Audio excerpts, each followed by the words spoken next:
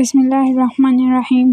حضرت ابو ہریرہ رضی اللہ تعالیٰ عنہ فرماتے ہیں، ایک آدمی نبی کریم صلی اللہ علیہ وآلہ وسلم کی بارگاہ میں آیا اور اپنے پڑوسی کی شکایت کی اور عرض کی، یا رسول اللہ صلی اللہ علیہ وآلہ وسلم، میرا پڑوسی مجھے بہت ستاتا ہے۔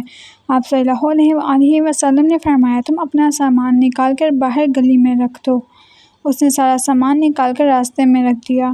جو شخص بھی وہاں سے گزرتا وہ اس طرح سامان گلی میں رکھنے کی وجہ پوچھتا تو وہ کہتا، میں نے رسول اللہ صلی اللہ علیہ وآلہ وسلم کی بارگاہ میں اپنے پڑوسی کی شکایت کی۔ حضور صلی اللہ علیہ وآلہ وسلم نے مجھے حکم دیا کہ میں گھر کا سامان نکال کر باہر رکھ دوں، تو میں نے سامان نکال کر باہر رکھ دیا ہے۔ لوگ اس کے پڑوسی کے بارے میں کہنے لگ گئے، اے اللہ اس پر لعنت کر، اے اللہ اس کو رسوا کر۔ اس پڑوسی تک اس بات کی خبر پہنچ گئی۔ وہ وہاں آیا اور کہنے لگا، تم اپنا سامان واپس گھر لے جاؤ، اللہ کی قسم میں آئندہ سے تمہیں کبھی تنگ نہیں کروں گا۔ حضرت ابو جحیفہ رضی اللہ تعالیٰ عنہ بیان کرتے ہیں کہ ایک آدمی نبی کریم صلی اللہ علیہ وآلہ وسلم کے بارگاہ میں اپنے پڑوسی کی شکایت لے کر آیا۔ نبی کریم صلی اللہ علیہ وآلہ وسلم نے فرمایا، تم اپنے گھر کا سامان نکال کر گلی میں رکھ دو۔ اس نے ایسا ہی کیا۔ اب لوگ وہاں سے گزرتے اور اس پڑوسی پر لعنتیں بھیجتے۔ وہ آدمی نبی کریم صلی اللہ علیہ وآلہ وسلم کی بارگاہ میں آیا اور کہنے لگا، یا رسول اللہ صلی اللہ علیہ وآلہ وسلم، لوگ مجھ پر لعنتیں بھیجتے ہیں۔ رسول اللہ صلی اللہ علیہ وآلہ وسلم نے فرمایا، انہوں نے تو بعد میں تجھ پر لعنت کی ہے، ان سے پہلے اللہ تعالیٰ نے تجھ پر لعنت کی ہے۔ اس نے کہا، یا رسول اللہ صلی اللہ علیہ وآلہ وسلم، میں آئندہ سے ایسی حرکت نہیں کروں گا۔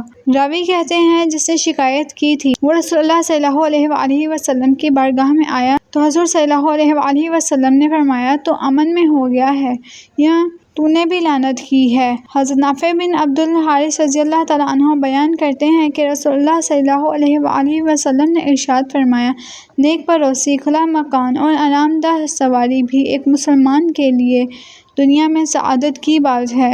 ام المومنین حضرت عائشہ صدیقہ رضی اللہ تعالیٰ عنہا فرماتی ہیں، میں نے عرض کیا، یا رسول اللہ صلی اللہ علیہ وآلہ وسلم، میرے دو پڑوسی ہیں، میں ان میں سے کس کے ساتھ حسن سلوک کا آغاز کروں؟ آپ صلی اللہ علیہ وآلہ وسلم نے فرمایا، جس کا دروازہ تمہارے دروازے کے زیادہ قریب ہے۔ حضرت عبداللہ بن زبیر رضی اللہ تعالیٰ عنہ فرماتے ہیں کہ رسول اللہ صلی اللہ علیہ وآلہ وسلم نے ارشاد فرمایا، وہ شخص کامل مومن نہیں ہے جو اس حال میں رات گزارے کہ اس کے پہلو میں اس کا پڑوسی بھوکا سوئے۔ اگر آپ کو میری ویڈیو اچھی لگی تو ویڈیو کو لائک اور چینل کو سبسکرائب کریں۔